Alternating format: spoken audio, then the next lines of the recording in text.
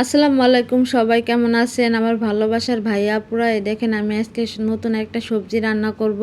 তা দেখতে থাকেন আমি কিভাবে রান্না করি। এখন হইতেছে যে আমি পানি গরম আগে থেকে বসাই দিছি, দিয়ে দিছি পানির মধ্যে স্বাদ মতো লবণ, দিয়ে দিছি হলুদের গুঁড়া। এখন আমি দিয়ে দিতেছি কাঁচামরিচ, এখন আমি ফুলকপি আর আলুগুলা দিয়ে দিতেছি। এটা সব কিছু দিয়ে আমি যে আগে থেকে সিদ্ধ করে নিব, সিদ্ধ করে রাখবো, পরে বাগার দিব। এখন এই দেখেন কি সুন্দর করে আমি সিদ্ধ করে নিছি। আগে থেকে সবজিটা সিদ্ধ করে রাখলে মানে ঝামেলাও কম হয় আর কি। এই দেখেন আমি এখানে ধনিয়ার পাতা দিয়ে দিতেছি। তাই এই শীতের দিনে কিন্তু সব সবজির সাথে বা তরকারির সাথে ধনিয়ার পাতা খাইতে খুব ভালো লাগে। যাই হোক ভাই আপুরা, এখন আমি এই যে বড় মাছের মাথাগুলো ভাইজে নিতেছি। এই মাথাটা আমি আগে থেকে মাখায় রাখছিলাম লবণ আর মরিচের গুঁড়া আর হলুদের গুঁড়া, এই তিনটা দিয়ে আমি ভালো করে মাথাটা মাখায় রাখছি। এখন ওই যে ভাইজে নিছি।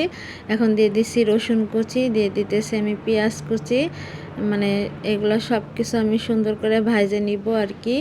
এটা যেহেতু আমি পরে বাগার দিতেছি, এখন হইতেছে যে সুন্দর করে আমি ভাইজে নিছি। এখন এই মাথাটার সাথে আরও বেশি করে ভাইজে নিতে হবে।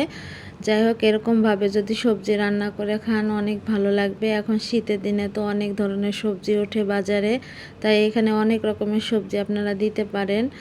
আসলে আমার বাসায় এই দুইটা মানে ফুলকপি ছিল, এগুলাই ছিল, এজন্য আমি এই দুইটা দিয়ে রান্না করতেছি আর কি। আর নতুন আলু তো খাইতে ভালো লাগে, এজন্য যে এই যে সবজিটা এই যে আমি ঢালে দিতেছি, মানে সিদ্ধ সবজিটা আর কি।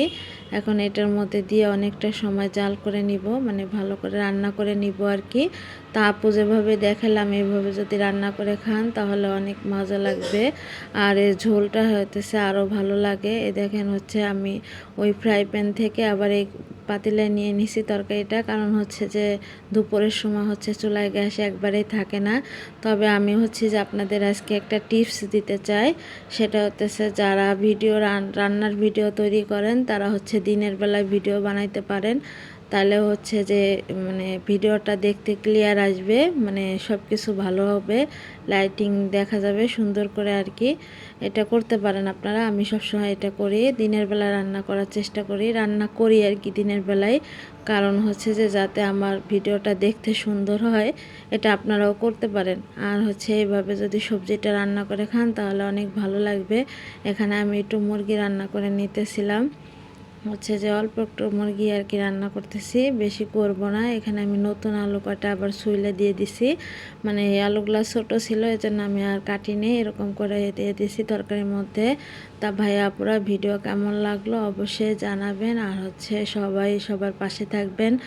আর ভিডিও দেখেন কিন্তু করেন না, কমেন্ট করেন না, কেন করেন না? অবশ্যই কমেন্ট করবেন, অবশ্যই সবাই সবার পাশে থাকবেন। সবার ভিডিও সবাই দেখবো আমরা, তাহলে সবাই আপনারা এখানে আগায় যেতে পারবো।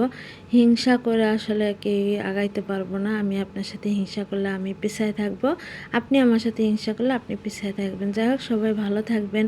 আল্লাহ হাফেজ।